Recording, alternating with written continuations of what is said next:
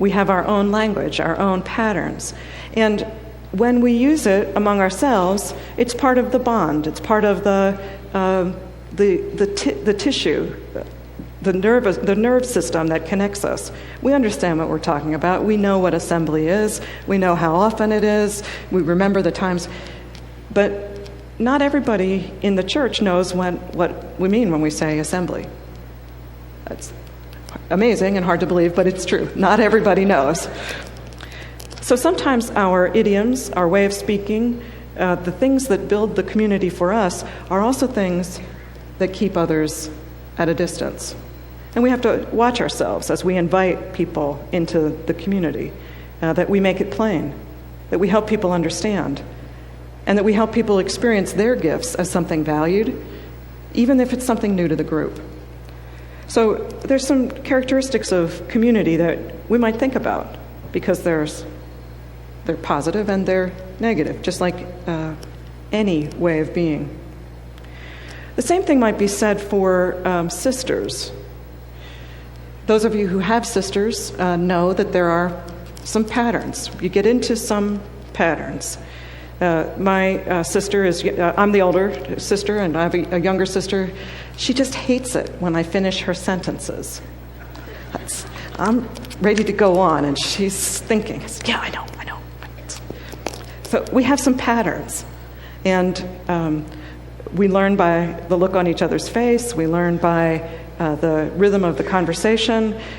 We get what it means to be sisters. We have some emotional link. Sometimes you don't even have to say something. You pick up the phone and you know. We may look alike. The people who know us the least, I think, probably think we look the most alike. It's interesting. We wouldn't say that we look alike. You may have sisters that you look like and sisters that you don't. United Methodist women as sisters, sometimes we think we look alike.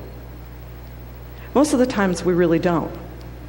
If you've ever tried to photograph a group of United Methodist women, or if you have tried to put a photograph in a United Methodist Women's magazine to try to represent United Methodist women, you know we don't all look alike.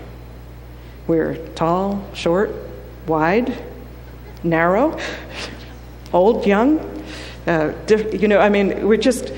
We have a family resemblance, but we really don't look alike.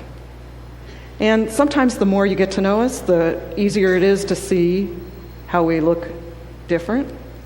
And sometimes the more you get to know us, the more you can see how much alike we are.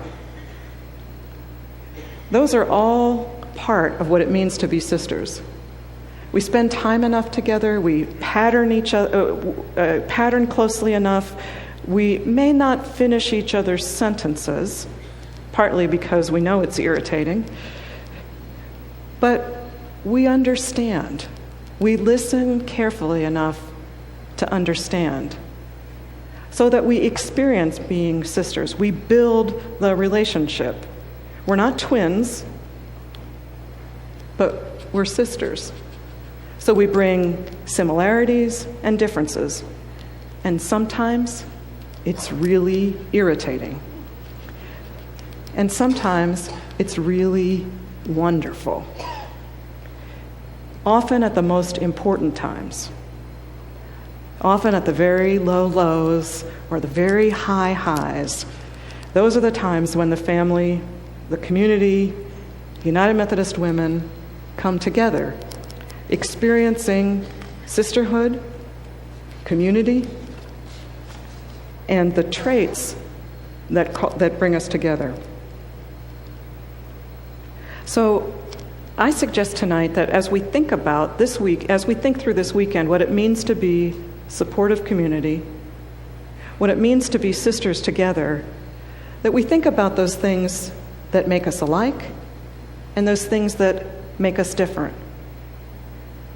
That we think about how it is that we learn, even I might learn how to stop finishing my sister's sentences, that we might learn how to attend to when one of the gifts is causing us just that little bit of discomfort, that we can appreciate the gifts of all, that the community can be built, that the work of God can be strengthened, that others can be brought in, that the boundaries of the community may be strong, but may be porous at the same time, so that people are welcomed into our midst.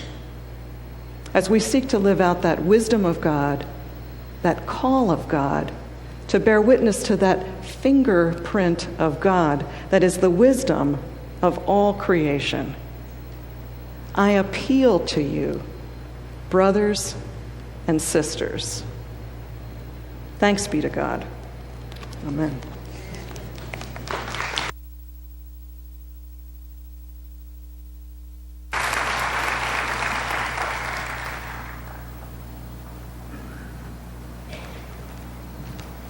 May we stand for our closing hymn.